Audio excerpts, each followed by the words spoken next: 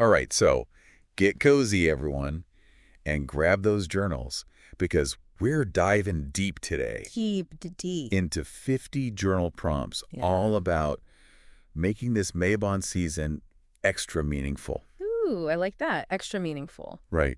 We're talking way beyond, like just the basics of Mabon. Like I think a lot of our listeners are already pretty familiar with like the basis of what Mabon is. Yeah. But we want to unlock like a deeper connection. Absolutely. Yeah. It's about going, beyond those you know, surface level celebrations and really Yeah. tapping into, the heart of the season. Yes. And these prompts, they kind of act like a toolkit almost I like that toolkit. Yeah. to help us explore these themes. Absolutely. Themes like balance, gratitude, transformation. Yes. So we're not just going to like give you the Mabon rundown. No. We're going to jump right into these prompts Let's do it. Let's get right into it. and see what we find. Yeah, unpack them a bit Yeah. and see how we can help you personalize your celebrations, maybe tap into a little deeper symbolism of the season, I love it. and, maybe reveal some hidden aspects of yourself that you didn't know were there. Okay, I'm very intrigued. So I see these prompts are divided into 5 categories. First up, Mabon reflections. Did anything in this section jump out at you? What does Mabon mean to you?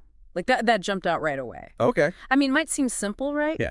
But it's actually really powerful to define Mabon in your own terms. Yeah, totally. And to like create your own like mythology almost around it, right? Totally. And once you have that personal understanding, it can really inform everything from how you decorate your home Totally. to the rituals you choose to practice. I love that. There's also another prompt in this section that is really intriguing.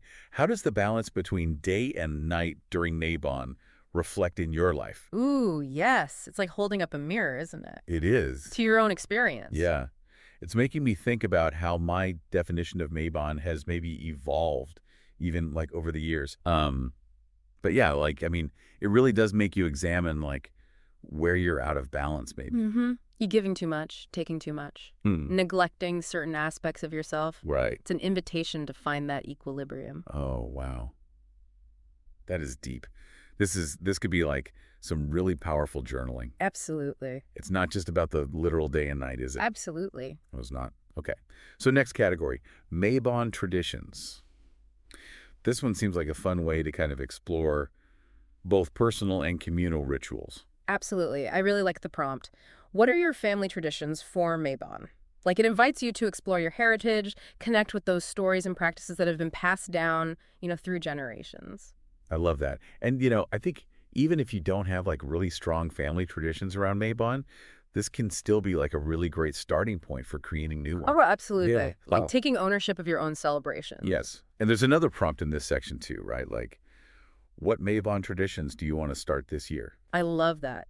Encourages a sense of creativity, agency. Right. You're not just following what's been done before, right? You're actually shaping your own experience. Right. It's like taking these ancient traditions and weaving them into your modern life. Absolutely. Beautiful imagery. Now, there's also a prompt here that really made me curious. Write about a Mabon tradition from another culture that interests you. Ooh, I was drawn to that one too. It's a great way to expand your perspective and learn about how other cultures celebrate. Yeah. I mean, it's a reminder that even though Mabon has roots in these ancient European traditions, its essence is very universal. Yes. You know. It's about that global community. Totally. Realizing that we all share this planet. And its seasons. And its seasons, yes. It's a fun excuse to maybe do some research, discover some new ways to celebrate. I love that. Okay, I am officially ready to start my Mabon planning. Me too. But before we get too ahead of ourselves, let's move on to Mabon harvest. Yeah. I feel like this one really gets to the heart of gratitude and abundance. Yes. And, it goes beyond just the literal harvest, Right. of crops. It encourages you to think about those fruits of your labor, the projects you've completed, the goals that you've achieved, all of the personal growth that you've experienced. So it's like recognizing all the ways that you've harvested abundance in your life, Yeah. even if it's not tangible. Precisely. And that's where a prompt like, what projects or goals are you harvesting this year? That's a beautiful way to acknowledge your accomplishments. Yes. Like, I love that. I love how this prompt encourages us to take stock of our Yes. progress. Celebrate those wins. Yes. Yeah. And there's another one, reflect on a successful harvest in your personal or work life. I love that one too. Yes. It's about savoring those moments of achievement, right? Allowing yourself to feel that pride. Yes. Okay, but it's not all about, us. Right. There's also a really important prompt here. How do you give thanks for the harvest this Mabon? Yeah, that one is a powerful one. I mean, it's a reminder that Mabon isn't just about taking. Yes. It's also about giving back. Absolutely. Contributing to the well-being of your community. And it's interesting how many of these prompts really encourage us to connect with others. Yeah, I noticed that too. Like even just a prompt like, what foods remind you of Mabon and why? You know, Yes. that can spark conversations and shared memories. Yeah, it really can. Food is such a powerful way to connect with people. Totally. Especially, during Mabon, right? Right. When there's such an emphasis on harvest and feasting. It's all about sharing those culinary experiences. Exactly. Oh man, I'm already thinking about all those autumn flavors. Pumpkin spice. Yeah, apples, cinnamon, nutmeg. Mm-hmm. You're making me hungry over here. But you're right, those sensory experiences really evoke emotions and memories. Absolutely. And that's what I love about these journal prompts. They really use those details as like a gateway Yeah. to something deeper. Deeper reflection. Yes. Okay, let's move on. You, Mabon, and nature. I feel like these prompts are designed to get us out of our heads Yes. and into nature. Into the natural world, yes. So important. Especially now. Nature's really putting on a show. Putting on a show. What changes in nature do you notice around Mabon? That's such a good one. Ooh, yeah, I like that one. Encourages you to really slow down, observe, Yeah. tune into those subtle shifts that are happening. And become aware of the rhythm of the season. Yeah. Not just, the leaves are changing color, but really paying attention to the details. The textures, the scents. Yes. It's almost like a mindfulness practice. Yes. And I mean, there are so many ways to engage with nature this time of year. I love, write about a nature walk or hike you took during Mabon. Ooh, yeah, I love that one too. It's a great excuse to get outside, breathe some of that fresh air. Yeah. Let the beauty inspire you. Yes. And, it doesn't even have to be a big adventure. No, it doesn't. It can even just be a walk around your neighborhood. Absolutely. What matters is just making that time. Yes. Making the time to immerse yourself. Yes. Even for a little while. Okay, so we've got, what changes in nature do you notice around Mabon? Write about a nature walk or hike. How about this one? What animals do you associate with Mabon and why? Ooh, that's a good one. That's about exploring that symbolism, isn't it? It is. It's about how, different animals represent different aspects of the season. Right. So maybe you associate, a deer with abundance or an owl with wisdom. Yeah. It's a fun way to kind of, tap into your intuition a little bit. I love that. Yeah, and those animal associations can reveal a lot about, your personality, how Right. you approach this time of year, Maybe you're drawn to the industriousness of squirrels gathering nuts Right. or the adaptability of birds migrating. Ooh, those are good. I love it. Yeah. Okay, now that we're all earthy and connected to nature, Yes. let's dive into our final category for today. Personal growth at Mabon. What'd you think about this one? Oh, these prompts are so good. They really encourage us to go inward, Yeah. reflect on our journeys of Yeah. growth and transformation. Yes, and what I love is how they connect personal growth with the cycles of nature. Absolutely.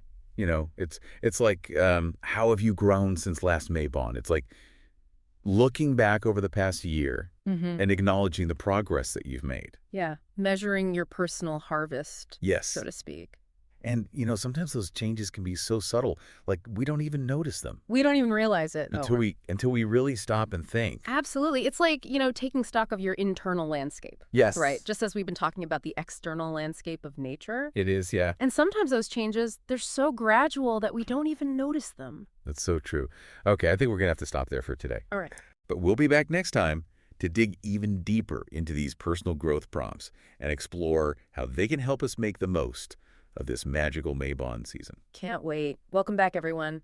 So before the break, we were talking about connecting with nature, reflecting on our growth. Yeah. But I think it's time to shift our focus outwards a little bit. Okay. How about we look at how these themes of balance, gratitude, transformation show up in Mabon traditions all around the world. Oh, I like that. Around the world. Right. Because, like, Mabon has its roots in these ancient European traditions. Yeah. But it's amazing to me how many cultures actually celebrate the autumn equinox. Right. Different customs, Yeah. rituals. But with those same core themes running through them. Absolutely. Like, I was doing a little research and I found out that in China, they celebrate the Mid-Autumn Festival, also called the Moon Festival, which is right around the time of the autumn equinox. Okay. It's all about family gatherings. They admire the full moon, and they eat these special pastries called mooncakes. Mooncakes. Oh, I've heard of those. Have you tried them? I haven't, no. Oh, you have to. I've heard they're delicious, though. Oh, they are. It sounds like such a beautiful celebration. Yeah? Combining that gratitude for the harvest with togetherness. And speaking of delicious harvest treats, Okay. Japan also has a festival, Tsukimi, Okay. and that revolves around the autumn moon as well.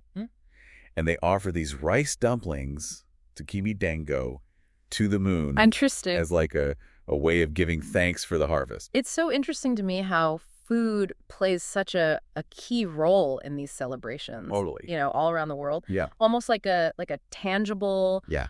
representation of abundance, right? A way to share. Look at that perspective. It's not just about consuming it, it's about the act of sharing it, Yes. coming together to Yes. appreciate Yes. the gifts of the earth.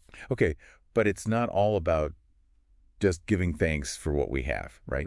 Mabon is also about recognizing what we need to let go of Yes. in order to, like, move forward. Yeah. Release. Yeah. Just like nature does during this time. Right. And that brings us back to those personal growth prompts. Yeah. Like it's like there's this beautiful interplay There is. between those external celebrations Yeah. and then the internal work that we do Right. during Mabon. The inner and the outer. Yes. So, for instance, a lot of modern pagans in North America celebrate with feasts, bonfires, or rituals, Okay. honoring that balance of light and dark. Love it. And the bonfire imagery is so powerful to me. I know. I love that, too. It's like a visual representation, isn't it? Of letting go. Love the old. Yeah, releasing what no longer serves us. Yeah. What's really fascinating to me is that even though, like modern pagans in North America are doing this now, Yeah. so many of these themes are so similar to Across different cultures. yeah, throughout history. Yeah. It's almost like it's this human instinct to acknowledge those changing seasons. Totally. Find meaning in those transitions. It's a good way to put it. So whether you're celebrating with mooncakes or rice dumplings or bonfires, Yeah. the essence of Mabon, I think, remains the same. Right. Giving thanks. Finding balance, Yes. embracing that transformative power of the season. Yes. It all comes back to those journal prompts. It does, doesn't it? They're not just like random exercises. Right? They're a way to tap into this Yeah. rich, like, I don't know, tapestry of tradition, symbolism. Yeah, I love that. Tapestry. Personal growth. Yes, I love that. Okay, I think we're ready to dive back into those prompts now. Let's do it. Specifically, personal growth at Mabon. Remember that prompt, how have you grown since last Mabon? I mean, it's a great starting point, but I think we can go even deeper. Okay, how do we do that? Instead of just listing the ways you've grown, maybe try to identify like the specific experiences or challenges that contributed to that growth. So like really get specific. Yes. Think about the lessons you've learned, the obstacles you've overcome. Okay, like the forces that have actually like shaped that growth. Yeah. It's like tracing the roots of your personal evolution. I love that. And, speaking of roots, there's another prompt. What lessons have the past seasons taught you? Oh, yeah, I like that one a lot. It's like viewing life like as a series of seasons. Yes. Each one with its own purpose. Yes. Right. And own lessons to be learned. And just like, in nature, we go through cycles, yeah, growth, dormancy, renewal. Yes. Even though we might face setbacks or whatever, there's always the possibility for growth and transformation. Yeah. And that's really like the heart of Mabon. It is. It's about embracing change and that sometimes that growth comes from letting go. Absolutely. Right. So let's talk about that prompt. What fears or challenges are you letting go of this Mabon? Ooh, that one could be a little tough. It can, yeah. Sometimes. But I feel like Mabon gives us permission to release. You know, just like the trees are shedding their leaves, right? Exactly. You can shed what we don't need anymore. Yeah. And when we let go of those burdens, we create space for new possibilities. I love that. And that's where those prompts about setting intentions. We have the future looking ahead. Right. So, you know, we reflect on the past. Mm-hmm. We release what's holding us back. Let go. And then we start to think about what we want to create. Beautiful. It's like planting seeds. Yes. For the future. I love that. Planting seeds. It's like we're taking all those different aspects of Mabon, gratitude, balance, release, transformation, and weaving them together into this tapestry of personal growth. I love that visual, the tapestry. So, what wisdom are you taking with you into the next season? What are your thoughts on that one? That's a great way to kind of sum it all up, isn't it? It is, yeah. You know, distill the essence of your Mabon experience and what are you going to carry forward? Yeah, it's like, what's your Mabon mantra? Your Mabon mantra. I love that. Right.